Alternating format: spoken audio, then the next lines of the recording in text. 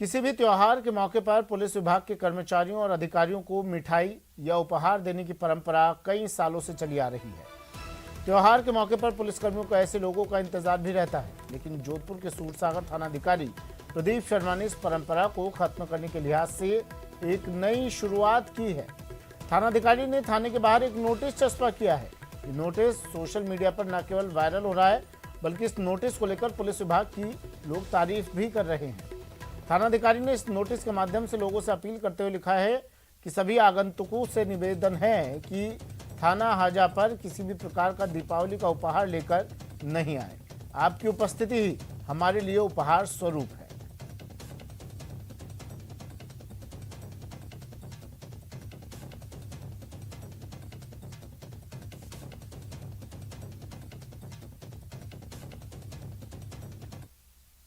करौली में दीपावली पर बाजारों में दूषित और मिलावटी खाद्य पदार्थों की बिक्री की खबरों के बीच आमजन ने नई परंपरा शुरू की है।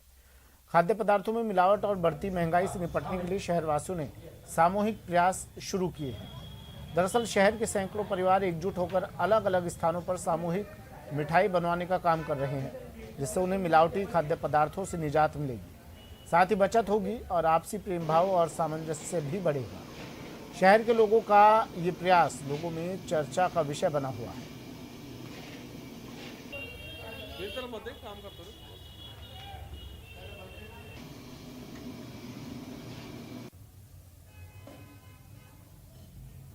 ये लगभग 40-35 साल से कार्यक्रम चल रहा है। पहले चटिगना में चलता था, उसके बाद में हमने अम्बेडकर पार्क में जो है ना ये कार्यक्रम किया, फिर ब्राह्मण धर्मशाला में भी। इसमें जाटव समुदाय के अलावा सभी वर्ग के लोग अधिकांशतः आते हैं, ये है ना। और सारे जो है ना मटेरियल खरीदा है उसका कैलकुलेशन करके भी, और जितने शेयर होते हैं प्रति किलो के हिसाब से हम जो है ना उसका वो लगाएंगे। ठीक है साहब, ये 2 से 25 और 30 की लगातार करती है और सबको शुद्धता का सही मिठाई मिलती है और परिवार में प्रेम भाव भी रहता है, आपस में मिलन जुलन हो जाता है। दीपावली की शुद्ध एवं सही मिठाई मिलने के लिए 40 परिवारों ने मिलकर शुद्ध घी में अपने आंखों के सामने ये मिठाई तैयार की है और एक परिवार के लिए 5 किलो का पैकेट इसमें रखा गया है। करौली की प्रसिद्ध मिठाई मक्खन बड़े, गुलाब जामुन, मूंग की बर्फी, गुजिया एवं नमकीन आइटम इसमें रखी हैं। और चलिए अब शुरू करते हैं सुपरफास्ट खबरों का सिलसिला। पीएम मोदी आज दोपहर 12 बजे कोविड टीकाकरण की समीक्षा करेंगे। पीएम के साथ वर्चुअल बैठक में कम वैक्सीनेशन कवरेज वाले राज्यों के मुख्यमंत्री शामिल होंगे। इसमें झारखंड, मणिपुर, नागालैंड, अरुणाचल प्रदेश, महाराष्ट्र और मेघालय के 40 जिले शामिल हैं। एक महीने तक बगावती तेवर दिखाने के बाद पंजाब के पूर्व सीएम कैप्टन अमरिंदर सिंह ने औपचारिक तौर पर कांग्रेस छोड़ने का ऐलान कर दिया। अमरिंदर सिंह ने अपना इस्तीफा कांग्रेस अध्यक्ष सोनिया गांधी को भेजा है। कांग्रेस से इस्तीफा देने के बाद पूर्व सीएम अमरिंदर सिंह ने नई पार्टी का ऐलान कर दिया है। कैप्टन 2022 विधानसभा चुनाव में पंजाब लोक कांग्रेस से चुनाव लड़ेंगे। महाराष्ट्र के पूर्व गृह मंत्री अनिल देशमुख को कोर्ट ने 6 नवंबर तक ईडी की कस्टडी में भेज दिया है। ईडी ने देशमुख को अपर सत्र न्यायाधीश पीबी जाधव के समक्ष पेश किया और पूछताछ के लिए देशमुख की हिरासत का अनुरोध किया। इसके बाद अदालत ने उन्हें एजेंसी की कस्टडी में भेज दिया। हिमाचल प्रदेश उपचुनाव में बीजेपी को झटका देते हुए कांग्रेस ने 3 विधानसभा सीटों फतेहपुर, अर्की, जुब्बल, कोटखाई में जीत हासिल की है, जबकि मंडी लोकसभा सीट पर भी कांग्रेस ने जीत दर्ज कर ली। पश्चिम बंगाल की 4 सीटों पर हुए उपचुनाव में फिर पश्चिम बंगाल की सीएम ममता बनर्जी का जादू चला है। सभी 4 सीटों पर टीएमसी के उम्मीदवार विजयी हुए हैं और बीजेपी अपनी 2 जीती हुई सीटें दिनहाटा और शांतिपुर भी नहीं बचा पाई। विधानसभा में टीएमसी विधायकों की संख्या बढ़कर 217 हो गई है। बिहार उपचुनाव में सीएम नीतीश का फिर जादू चला। जेडीयू ने विधानसभा की दोनों सीटों पर कब्जा कर लिया। राजस्थान उपचुनाव में कांग्रेस का डंका बजा है। धरियावद में कांग्रेस के नगराज मीणा ने कुल 18,725 वोटों से जीत हासिल की। वहीं वल्लभनगर में भी कांग्रेस की प्रीति शेखावत 20,000 वोटों से जीती है। कांग्रेस नेता राहुल गांधी ने लोकसभा की 3 और विधानसभा की 29 सीटों पर आए नतीजों पर ट्वीट किया। राहुल ने कहा कि कांग्रेस की हर जीत हमारी पार्टी के कार्यकर्ता की जीत है। नफरत के खिलाफ लड़ते रहो, डरो मत। विधानसभा उपचुनाव की दोनों सीट जीतने पर सीएम गहलोत ने कहा कि सुशासन पर जनता ने मुहर लगाई है। मुख्यमंत्री गहलोत ने विजयी उम्मीदवारों को बधाई देते हुए मतदाताओं, कार्यकर्ताओं और नेताओं का आभार जताया। उपचुनाव में कांग्रेस की ऐतिहासिक जीत के बाद सीएमआर में बधाइयों का तांता लगा हुआ है। मंत्री शांति धारीवाल, डॉक्टर रघु शर्मा, लालचंद कटारिया सहित नेताओं ने मुख्यमंत्री अशोक गहलोत से मुलाकात की और उपचुनाव में दोनों विधानसभा सीट पर कांग्रेस की शानदार जीत के लिए बधाई दी। प्रदेश कांग्रेस अध्यक्ष गोविंद सिंह डोटासरा ने उपचुनाव में कांग्रेस की जीत पर कहा कि राज्य सरकार अच्छा काम कर रही है और 2023 के आगामी विधानसभा चुनाव में भारी बहुमत के साथ दोबारा कांग्रेस पार्टी की सरकार राजस्थान में बनेगी। बीजेपी प्रदेश अध्यक्ष सतीश पूनिया ने हार से कार्यकर्ताओं को हताश न होने का आह्वान किया। उन्होंने कहा कि हार से विचलित होने की जरूरत नहीं है, हार के कारणों की समीक्षा करेंगे। उपचुनाव में बीजेपी के हार को लेकर विधानसभा उपनेता प्रतिपक्ष राजेंद्र राठौड़ ने चूरू में पत्रकारों से कहा कि बीटीपी का इस चुनाव में उदय हुआ है। विधानसभा उपचुनाव में आरएलपी बाजीगर बनकर उभरी। आरएलपी को वल्लभनगर में 24.65% वोट मिले हैं। इस पर आरएलपी संयोजक हनुमान बेनीवाल का बयान आया। उन्होंने कहा कि आरएलपी ने वल्लभनगर उपचुनाव में अच्छा प्रदर्शन किया है। मौसमी बीमारियों के बढ़ते प्रकोप को देखते हुए सीएम अशोक गहलोत आज विशेषज्ञों से चर्चा करेंगे। सीएम गहलोत आज दोपहर 12 बजे विशेषज्ञ डॉक्टर्स के साथ मौसमी बीमारियों सहित विशेषकर डेंगू की रोकथाम, सावधानी और बचाव के उपायों को लेकर चर्चा करेंगे।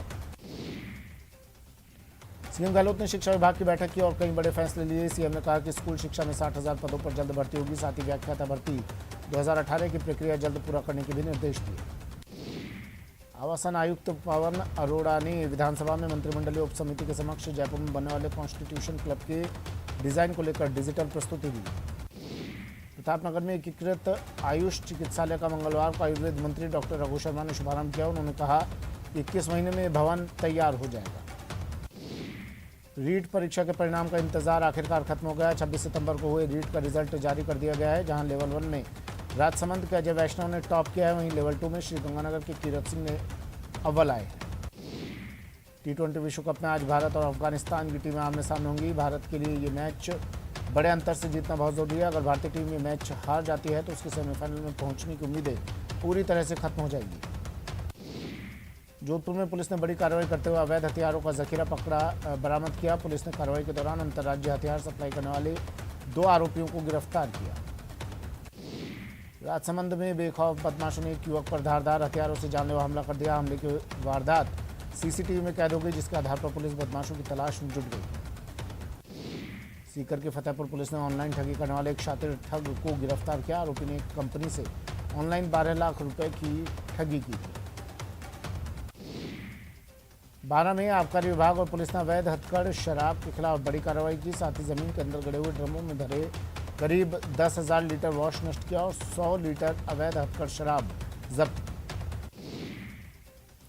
बावटा कस्बे में त्योहारों के मद्देनजर एसडीएम और नगरपालिका प्रशासन ने अतिक्रमणकारियों के खिलाफ अभियान चलाया। यहां अतिक्रमण के चलते यातायात बाधित हो रहा था। डूंगरपुर जिले के धम्बोला थाना क्षेत्र के तंबोलिया गांव में दिल दहला देने वाली वारदात हुई। परिवार में जमीन विवाद को लेकर पिता ने अपने ही बेटे की गर्दन काटकर निर्मम हत्या कर दी। अलवर में कोतवाली थाना पुलिस ने महिला से चेन स्नैचिंग की घटना का खुलासा किया। पुलिस ने 3 चेन स्नैचरों को गिरफ्तार किया है। अलवर शहर कोतवाली थाना पुलिस में फाइनेंस कंपनी का फर्जी कर्मचारी बनकर एक ट्रक को बेचने के मामले में पुलिस को कामयाबी मिली है। मामले में एक आरोपी को गिरफ्तार किया गया। दौसा के डीडवाना के समीप लाठी लेकर बिजली कर्मचारी के साथ की गई मारपीट घटनाक्रम का वीडियो भी सामने आया। कोटा में दिनदहाड़े तलवंडी इलाके में एक महिला के साथ बाइक सवार बदमाश ने बैग लूटने की वारदात को अंजाम दिया। बैग में चांदी के कड़े, मोबाइल सहित करीब 2000 की नकदी थी। चूरू में पुलिस ने अपनी 20 साल की बेटी को बेचने और दुष्कर्म के मामले में आरोपी सौतेली मां को कोर्ट में पेश किया। कोर्ट ने 3 दिन के पुलिस रिमांड पर उसे भेज दिया। धौलपुर में एक ही परिवार के 2 पक्षों में खेत की मेड़ को लेकर झगड़े में फायरिंग कर दी गई, जिसमें 25 साल का युवक घायल हो गया। बांसवाड़ा में पुलिस अधीक्षक राजेश मीणा ने चेन स्नैचिंग वारदात को अंजाम देने वाले शातिर बदमाश को गिरफ्तार किया है। बूंदी सदर थाना पुलिस ने मादक पदार्थों के विरोध में बड़ी कार्रवाई करते हुए 4 तस्करों को 387 किलो अवैध गांजे के साथ गिरफ्तार किया। जालौर एसीबी ने आहोर एसडीएम ऑफिस में तैनात रीडर गजेंद्र कुमार को गिरफ्तार किया। एसीबी ने आहोर उपखंड मजिस्ट्रेट मासिंगा राम जांगीड़ को 40,000 की रिश्वत लेते रंगे हाथों ट्रैप किया था। कोटा एसीबी ने दीपावली पर धमाकेदार बड़ी कार्रवाई करते हुए अधीक्षण अभियंता को 85,000 रुपये रिश्वत लेते रंगे हाथों गिरफ्तार किया।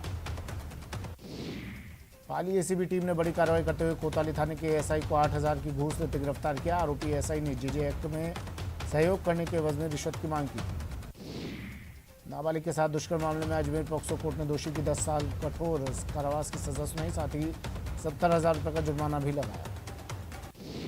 कोटा में बाइक सवार बदमाशों ने तलवंडी इलाके में एक महिला को निशाना बनाया और पैसे से भरा बैग लेकर फरार हो गए।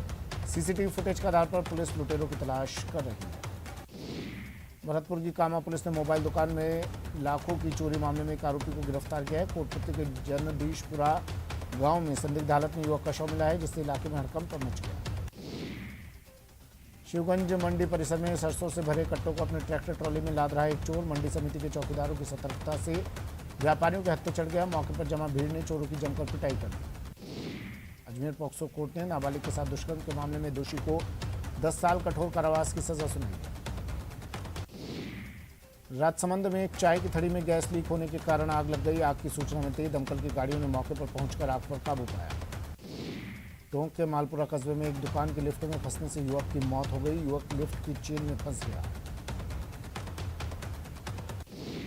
अजमेर में एक किराना दुकान में आग लगने से लाखों के सामान जलकर राख हो गए। बताया जाता है कि शॉर्ट सर्किट के कारण ये आग लगी। फायर ब्रिगेड ने कड़ी मशक्कत के बाद आग पर काबू पाया।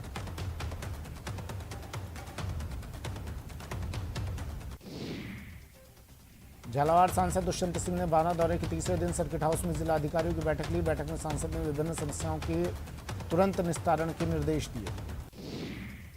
दिवाली पर आंदोलनरत कर्मचारी अपनी मांगे पूरी करने का इंतजार कर रहे हैं। राजस्थान विद्यार्थी मित्र पंचायत सहायक संघ का अनिश्चितकालीन धरना बीते 10 दिनों से धरने पर ये लोग बैठे हैं। करौली में यूरिया खाद और बीज नहीं मिलने से परेशान किसानों ने मंडरायल उपखंड कार्यालय पर प्रदर्शन किया और कालाबाजारी के आरोप लगाए। कोटा में गोडावण बचाओ प्रदर्शन के दौरान भरत सिंह ने खुले तौर पर खनन मंत्री प्रमोद जैन भाया पर भ्रष्टाचार का आरोप लगाए। उन्होंने कहा कि ऐसे मंत्रियों को जब तक नहीं हटाया जाएगा तब तक कांग्रेस को कैसे बचाया जाएगा। धौलपुर में स्थायी करने की मांग को लेकर बीते 1 महीने से नरेगा तकनीकी कर्मी धरने पर है। महात्मा गांधी नरेगा कार्मिक संघ के बैनर तले धरने पर अब आंदोलनकारियों ने अनशन की शुरुआत कर दी है। करौली में कोविड स्वास्थ्य सहायकों द्वारा नियुक्त के 3 महीने बाद भी मानदेय नहीं मिलने के विरोध में काली पट्टी बांधकर विरोध प्रदर्शन किया गया। झुंझुनू में पूर्व सैनिक के साथ पुलिस द्वारा मारपीट का वीडियो सोशल मीडिया पर तेजी से वायरल हो रहा है, जिसके बाद भूतपूर्व सैनिकों ने झुंझुनू एसपी प्रदीप मोहन शर्मा को मामले की जांच कराने के लिए ज्ञापन सौंपा। नोखा उपखंड में विष्णोई समाज के युवाओं ने विष्णोई धर्मशाला के आगे कांग्रेस प्रदेश अध्यक्ष गोविंद डोटासरा का पुतला दहन किया। करौली में दीपावली पर बाजारों में दूषित और मिलावटी खाद्य पदार्थों से बचने के लिए शहरवासियों ने सामूहिक प्रयास शुरू किए, जिसके चलते शहर के सैकड़ों परिवार एकजुट होकर अलग अलग स्थानों पर सामूहिक मिठाई बनवाने का काम कर रहे हैं।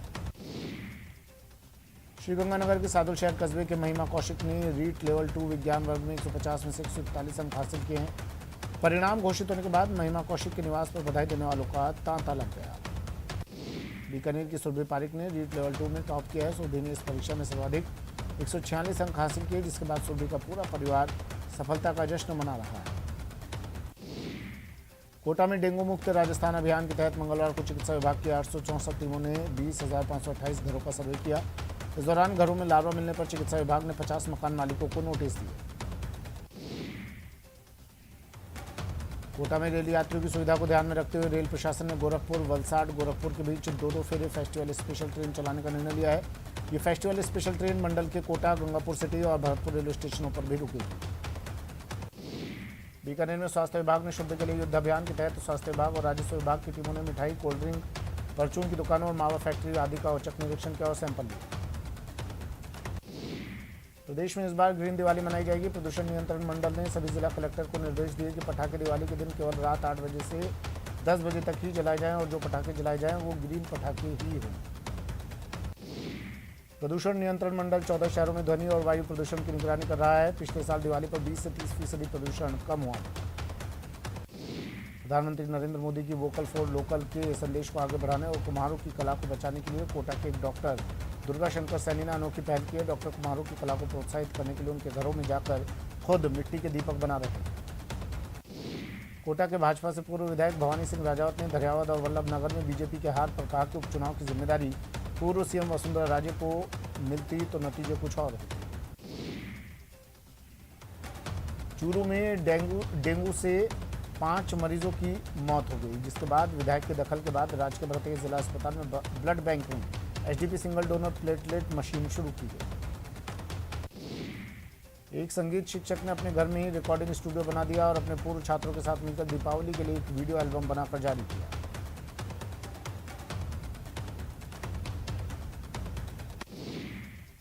भरतपुर में होमगार्ड के 20 जवानों के लिए भर्ती आयोजित की जा रही है, जिसमें 14 पुरुष और 6 महिलाओं के लिए पद रिक्त हैं। इसके लिए कुल 7,402 अभ्यर्थियों ने आवेदन किया है। अजमेर पुलिस की स्पेशल टीम और खाद्य विभाग ने आगरा धौलपुर से 2 बसों में आए करीब 4,000 किलो मिलावटी मावे और मिल्क केक बरामद किया। जयपुर में धनतेरस से 5 दिन के दीपोत्सव के पर्व की शुरुआत हो गई है। धनतेरस के दिन बाजारों में खासी रौनक दिखाई दे रही है। टोंक के बाजारों में दीपावली को लेकर उमड़ी भीड़। कोरोना के कारण लंबे समय से बाजारों में रौनक नहीं थी। दीपोत्सव के पहले दिन धनतेरस पर बाजारों में जमकर खरीदारी हुई। खासतौर पर हाल ही में सोने और चांदी के भावों में गिरावट दर्ज होने के बाद लोगों ने जमकर खरीदारी की। धनतेरस के अवसर पर बांसवाड़ा शहर के हाउसिंग बोर्ड स्थित राजकीय आयुर्वेदिक अस्पताल में आरोग्य सप्ताह का समापन किया गया। इस दौरान आयुर्वेद की तमाम विधाओं की जानकारी रोगियों और लोगों को दी गई। जोबनेर पंचायत समिति के असलपुर में 3 दिवसीय खेलकूद प्रतियोगिता का शुभारंभ हुआ। प्रतियोगिता में जिला परिषद सदस्य मनोज कुमावत मुख्य अतिथि रहे। चिकित्सा मंत्री रघु शर्मा ने जयपुर से 4 mobile food safety lab van को हरी झंडी दिखाकर रवाना किए। वैन जोधपुर, अजमेर, कोटा और जयपुर संभाग में भेजी गई है। मेडिकल प्रवेश परीक्षा नीट के रिजल्ट में एक बार फिर कोचिंग नगरी कोटा का दबदबा रहा है। यहाँ कोचिंग कर रहे बांदा के अमन त्रिपाठी ने ऑल इंडिया रैंकिंग में 4था स्थान हासिल किया है। किशोरपुरा मुक्तिधाम में एक व्यक्ति का शव लटका हुआ मिला। मृतक की पहचान नहीं हो पाई है। पुलिस ने शव को मोर्चरी में रखवा दिया है।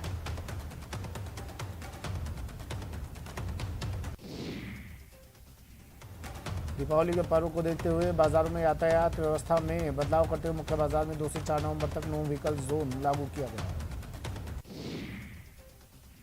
श्री डूंगरगढ़ उपखंड में चोरों ने बिजली विभाग के सिंगल फेज के ट्रांसफार्मर को तोड़कर सारे तार उड़ाकर ले गए। देश में लागू नई शिक्षा नीति को सबसे पहले बीकानेर टेक्निकल यूनिवर्सिटी में लागू करते हुए 3 नए कोर्स शुरू करने की घोषणा की। एक मकान में दिन दहाड़े एक मासूम बच्ची के गले पर चाकू रखकर लूट की वारदात को अंजाम देने वाले आरोपी को पुलिस ने 50 घंटे के अंदर गिरफ्तार कर लिया। वातावरण को शुद्ध रखने के लिए बाजारों में दीपावली से पहले इको फ्रेंडली चीजें खरीदने के लिए लोगों में खासा उत्साह देखा जा रहा है।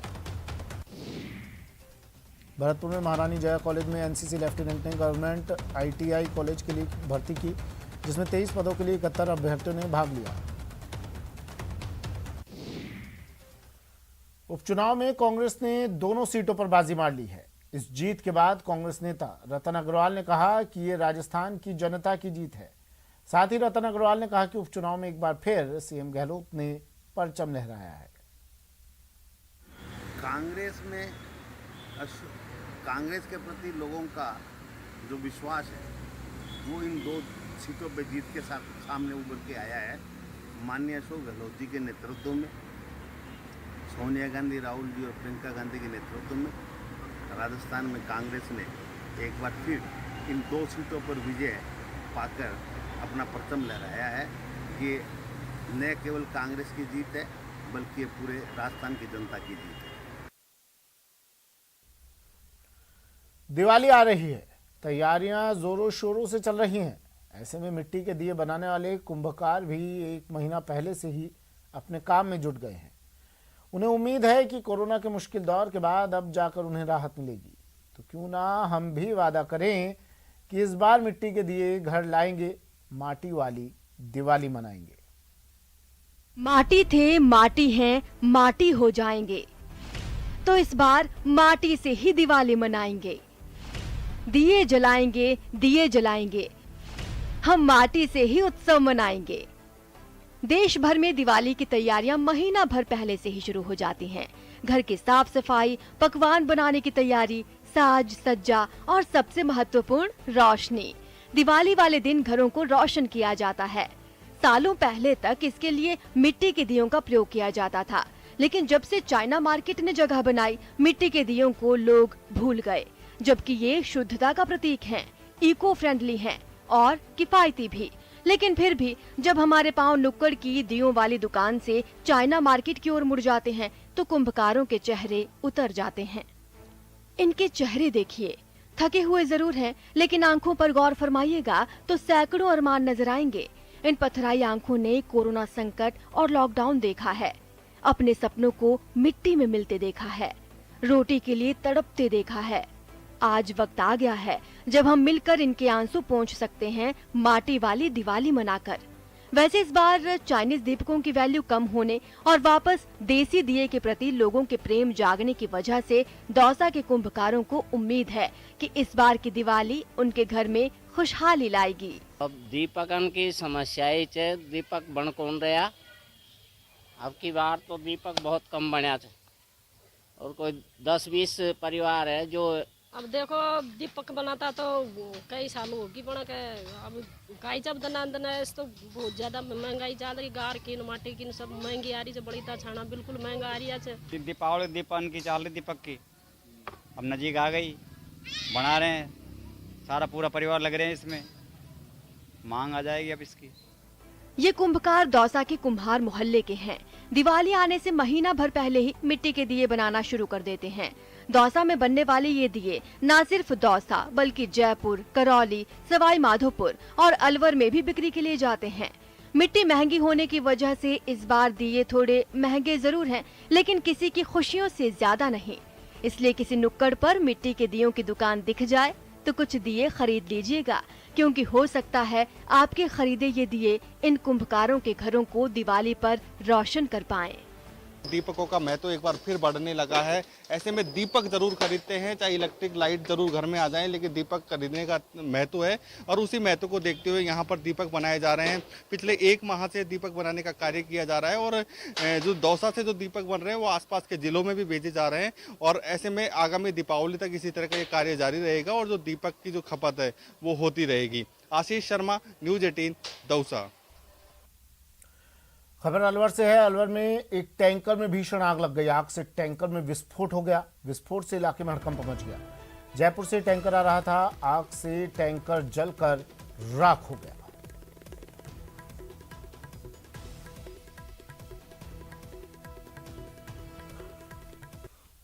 अलवर में आग का तांडव। ये तस्वीरें अलवर से। एक टैंकर में ये भीषण आग लगी। हालांकि आग के कारणों का अब तक पता नहीं चल पाया, लेकिन इस आग के लगने से भयंकर विस्फोट और इस विस्फोट से इलाके में हड़कंप। दमकल की गाड़ी मौके पर पहुंची और इस आग पर काबू पाया गया। अलवर से ये बड़ी खबर।